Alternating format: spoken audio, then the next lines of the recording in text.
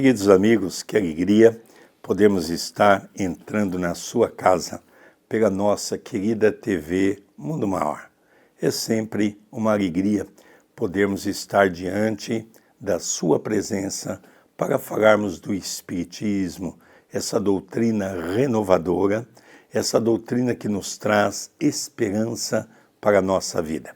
Queríamos agradecer a toda a direção da FEAL, que está se empenhando para manter a Rádio Boa Nova e a TV Mundo Maior. Se você puder, ajude entrando na página da Mundo Maior, comprando os livros e adquirindo os livros, você vai estar ajudando a manter essa TV para levar sempre uma mensagem de amor, de paz e de alegria.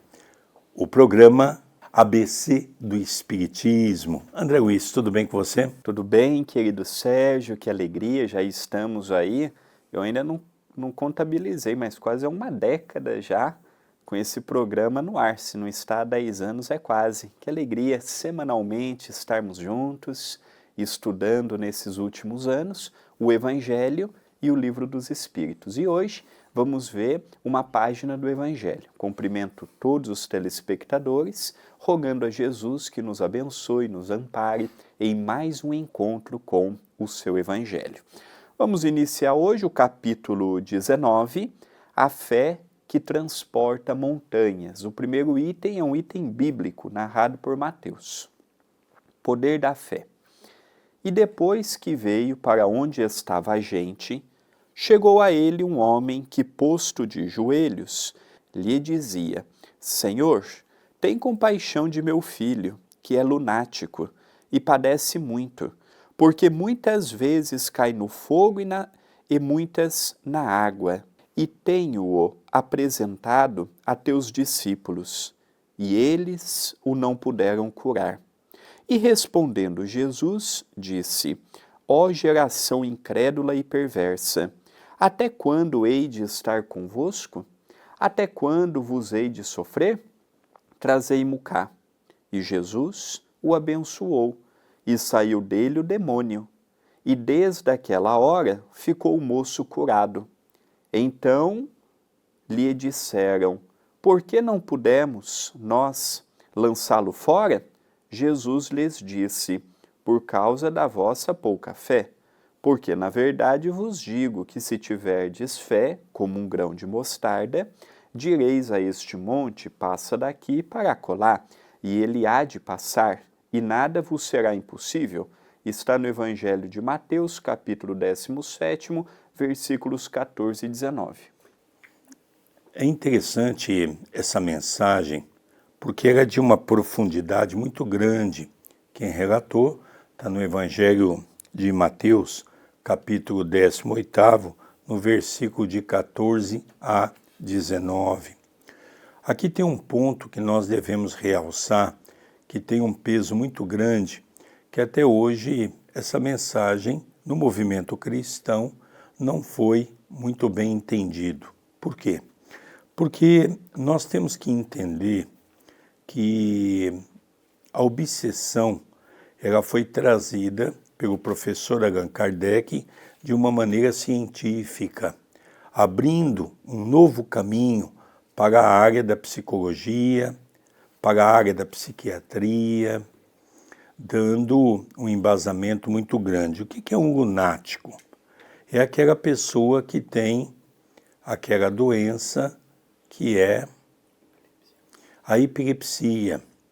Então, a epilepsia é uma doença que, na verdade, é um ataque espiritual. Por isso que a pessoa geralmente leva a mão ao pescoço, que os espíritos agarram o pescoço, quer deixar a pessoa sem ar, não é? No livro Respostas da Vida, André Luiz traz uma mensagem dizendo que quando o homem dominar a mediunidade e moralmente estiver numa condição melhor no campo do amor ao próximo, nós não teremos mais sobre a face da terra hospitais psiquiátricos. Então aqui nós percebemos que esse pai, ele comenta com Jesus: olha, eu já levei meu filho em vários lugares.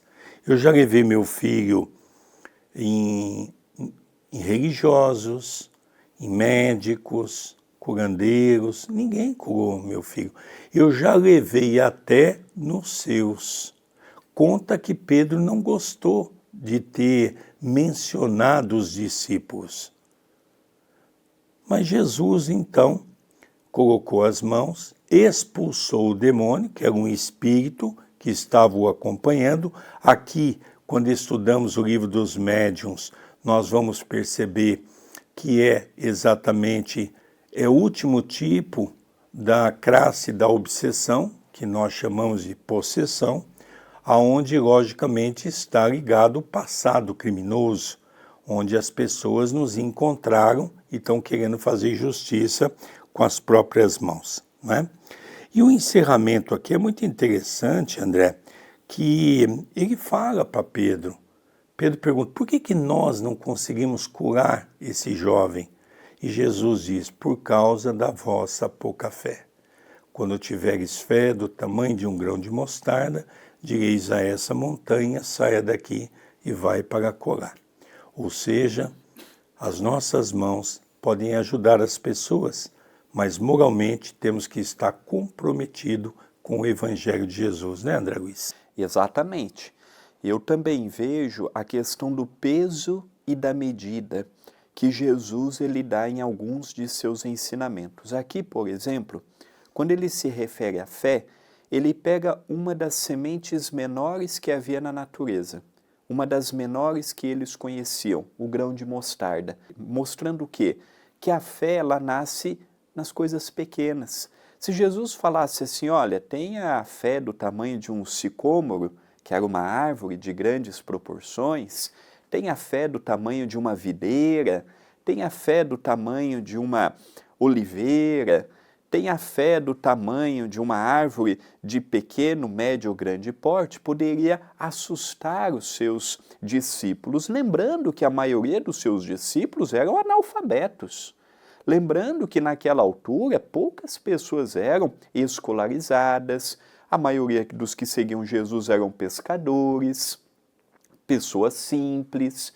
Então Jesus, na sua psicologia extremamente avançada, ele pegava sempre a natureza. Então ele pega uma das menores sementes e fala assim, olha, o dia que você tiver fé do tamanho daquele grãozinho minúsculo, que é o grão de mostarda, vocês vão fazer tudo o que eu faço. E é interessante que Jesus complementa numa outra passagem bíblica a respeito da fé que o dia que tivermos a fé do tamanho desse grão de mostarda, nós vamos dizer às montanhas de nossas imperfeições, saia daqui e vá acolá. Uma pequena semente, como é o grão de mostarda, fazendo grandes obras internamente, que é a remoção de nossos males. É interessante nós notarmos que essas parábolas, quando perguntada a Jesus e Pedro o questiona, por que ele fala em parábolas? Jesus dizendo, fala em parábolas porque vendo não o veem, ouvindo não entendem. Nós sabemos que ao longo de séculos e de milênios, a doutrina cristã foi adulterada às suas obras, por vários motivos.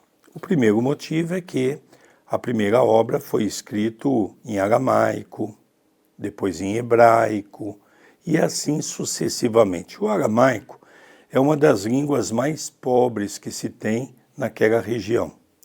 É natural que quando você transcreve de uma língua para outra, é natural que já se perca muitas vezes um pouco o sentido daquilo que efetivamente foi dito.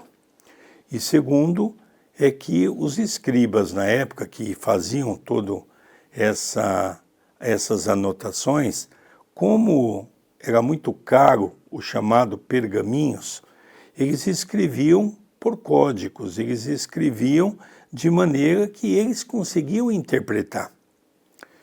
Depois também nós temos o problema da má fé, quando foi trazida por interesse das religiões cristãs, que modificaram alguns aspectos para se beneficiar. Por exemplo, Eu vou dar um exemplo aqui que é muito comum hoje, as igrejas evangélicas, a própria igreja católica, com o famoso dízimo. Não existe isso na Bíblia.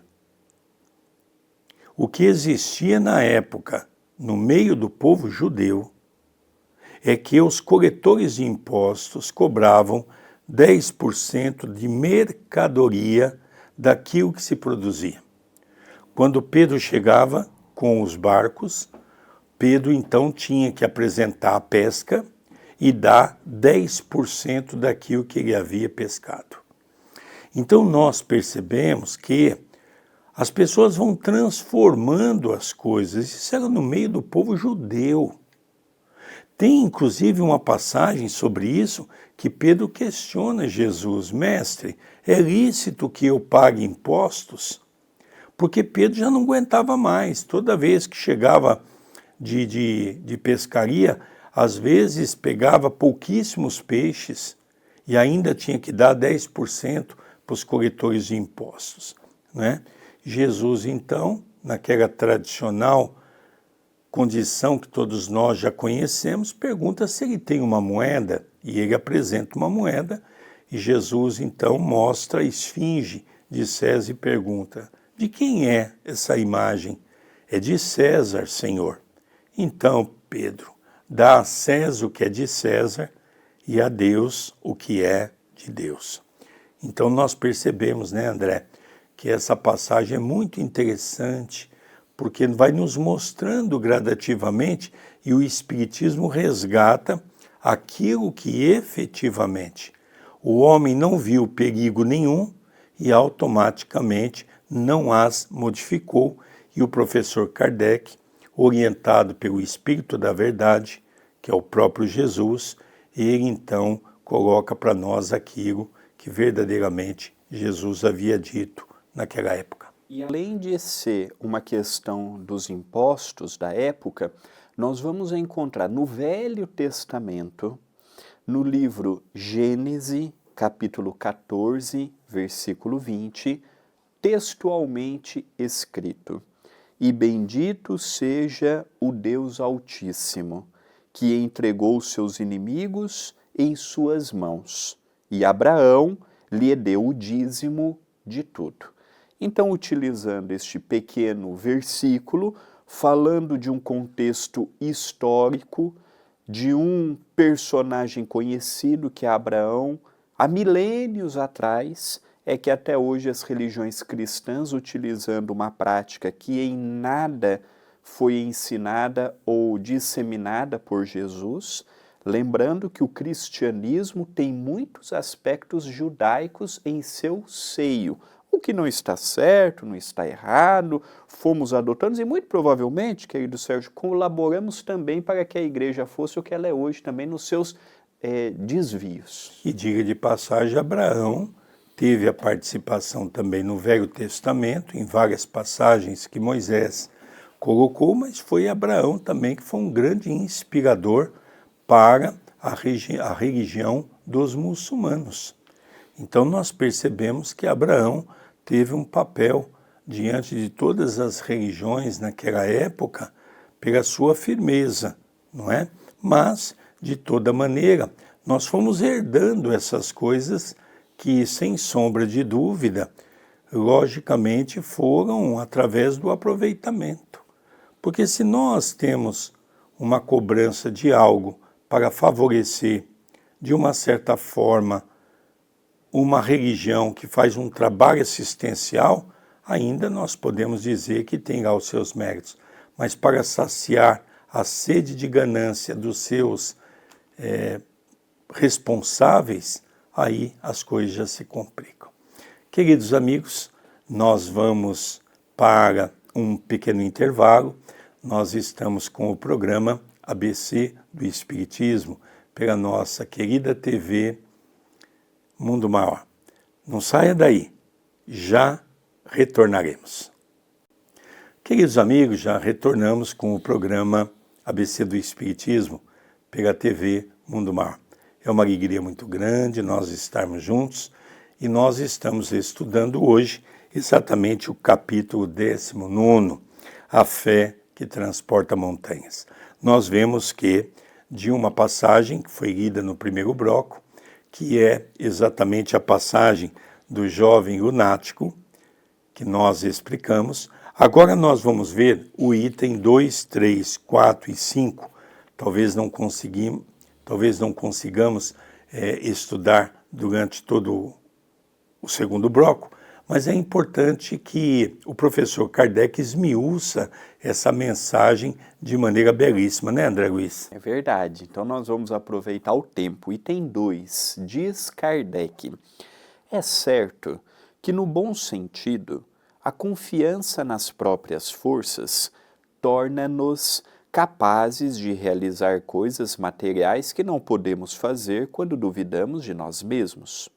Mas então, é somente no seu sentido moral que devemos entender estas palavras. As montanhas que a fé transporta são as dificuldades, as resistências, a má vontade, em uma palavra, que encontramos entre os homens, mesmo quando se trata das melhores coisas. Os preconceitos da rotina, o interesse material, o egoísmo, a cegueira do fanatismo, as paixões orgulhosas, são outras tantas montanhas que atravancam o caminho dos que trabalham para o progresso da humanidade. A fé robusta confere a perseverança, a energia e os recursos necessários para a vitória sobre os obstáculos, tanto nas pequenas quanto nas grandes coisas. A fé vacilante produz a incerteza, a hesitação de que se aproveitam os adversários que devemos combater. Ela nem sequer procura os meios de vencer, porque não crê na possibilidade da vitória. Então aqui nós vemos o professor Allan Kardec, ele traz aqui uma explicação que logicamente abalou o movimento cristão. Porque as pessoas imaginavam que realmente se poderia transportar uma montanha. Não saberia como que isso seria possível, mas dentro da ignorância da criatura humana, se há milagres, os milagres podem acontecer. O professor Allan Kardec vem explicar para todos nós que, na verdade, quando Jesus fala das montanhas, ele fala das imperfeições que nós carregamos dentro do nosso coração. Todo gênero de equívocos que nós cometemos no campo das vicissitudes, dos equívocos, aquele homem velho que está dentro de nós, gerenciado pelo orgulho, pelo egoísmo, pela vaidade, né, André Luiz? Sem sombra de dúvida. É aquela má vontade, é aquela má resistência aos maus costumes, é o permitir que as coisas pequenas nos abalem, é permitir que não nos esforcemos para a conquista da vitória sobre nós mesmos. Montanhas, todos nós possuímos dentro de nós. Tem pessoas que às vezes me falam: André, eu às vezes faço pouco porque eu ainda tenho tantas coisas a serem trabalhadas. Olha, na falta de um Chico Xavier, na falta de um Eurípides Barçanufo, de um Dr. Bezerra, na falta de um Vicente de Paulo, de uma Teresa d'Ávila, na falta de uma Isabel de Aragão, de um Francisco de Assis, quem Jesus tem somos nós. Hoje nós temos 8 bilhões de encarnados e pouquíssimos a nível mundial são referências de moralidade, lideranças de espiritualidade. Então Jesus conta é conosco mesmo, ainda com as nossas imperfeições e com as nossas lutas. Agora nós vamos ver o item 3.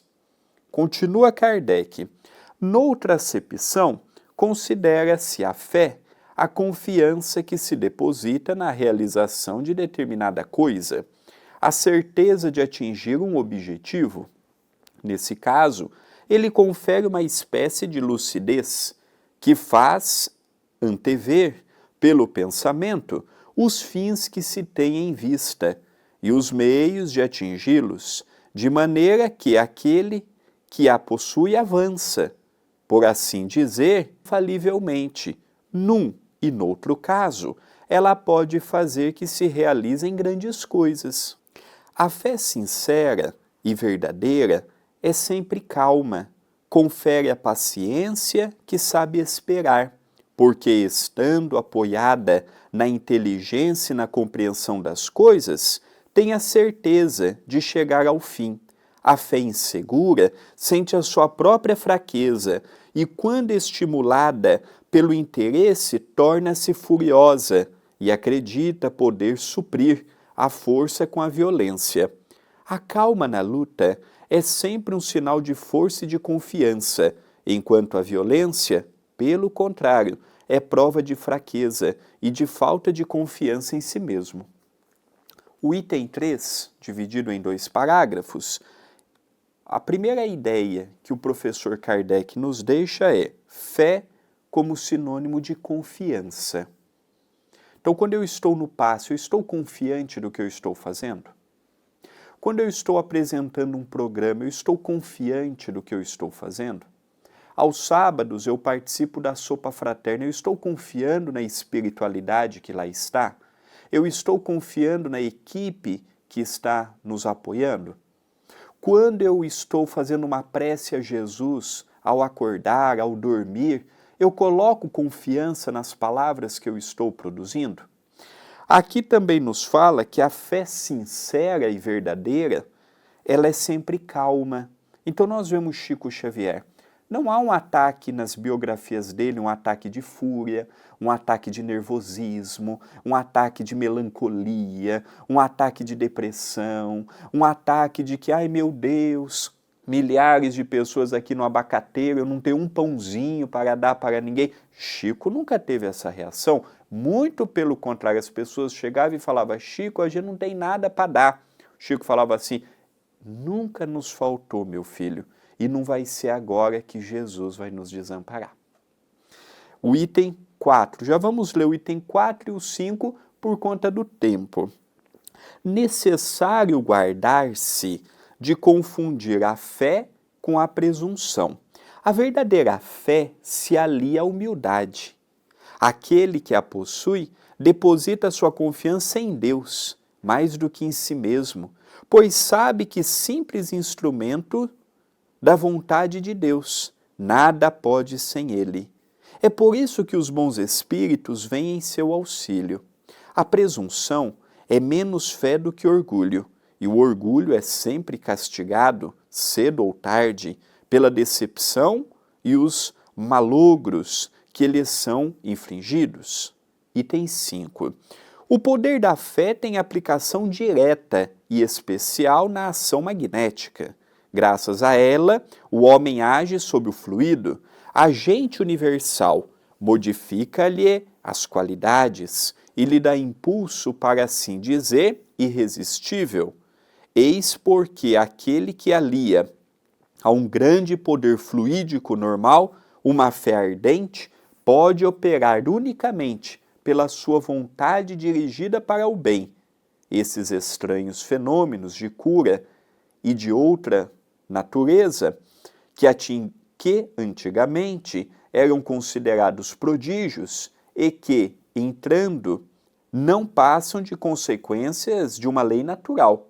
Essa é a razão porque Jesus disse aos seus apóstolos, se não conseguistes curar, foi por causa de vossa pouca fé. Então eu vou aqui comentar o item 4 e o André, em seguida, comenta o item 5. Então ele diz que é necessário guardar-se a fé, de confundir a fé com a presunção. Primeiro eu tenho que entender o que é fé. No vocabulário da língua portuguesa, fé significa acreditar, dar crédito. Há muitas pessoas que usam a fé de maneira equivocada. Quando eu faço alguma coisa pelo orgulho, aquilo não é fé. Eu não tenho fé. Por isso que as pessoas desanimam. Quantas pessoas começam a fazer um trabalho no campo do bem, daqui a pouco ela para. Ela diz, eu perdi a fé. Não, você não perdeu a fé, você nunca teve. É que você, pela sua presunção, achou que ia tirar vantagem daquilo ali. E como não se tira vantagem das coisas divinas, você acabou sendo enredado pelos problemas que a vida lhe ofereceu. Então nós vemos que esse item 4 É muito interessante, porque fé é aquele que verdadeiramente, dentro do auxílio que todos nós somos convidados a servir o nosso próximo, nós fazemos aquilo porque temos fé em Deus, acreditamos em Deus, acreditamos que Deus está operando em nós para ajudar os mais necessitados. E quando eu ajudo os mais necessitados, eu vou sempre me lembrar que o maior beneficiário sou eu mesmo, que estou quebrando as algemas do meu orgulho, do meu egoísmo e da minha vaidade. E o último item é a confiança que devemos ter em nós e também no meio em que estamos realizando determinada atividade quando falamos de bem. Então ele fala, o poder da fé tem aplicação direta e especial na ação magnética. Todos os grandes homens e as grandes mulheres que passaram em nossos meios no campo religioso, seja espírita, católico, protestante, ou mesmo os árabes, muçulmanos e por aí afora, os grandes eu estou falando, eles tinham algo peculiar, tinham fé no que estavam fazendo. E é interessante que na atualidade, principalmente após o Covid, nós vimos que aqueles que tinham pouca fé perderam um pouco o que tinham. E foi a oportunidade que tiveram para abandonar o passe, abandonar o mediúnico, para abandonar uma atividade com Jesus, foi a oportunidade, o ensejo para deixar a tarefa. Por isso que muitas pessoas e muitas casas espíritas não retornaram até hoje. E realmente foi uma grande decepção, eu penso, para Jesus, porque no momento que mais precisou do cristianismo redivivo, que está dentro do berço da doutrina espírita, com todo o conhecimento que nós temos, cadê os espíritas? Debaixo de uma cama, porque ficaram com medo de desencarnar, com medo de morrer.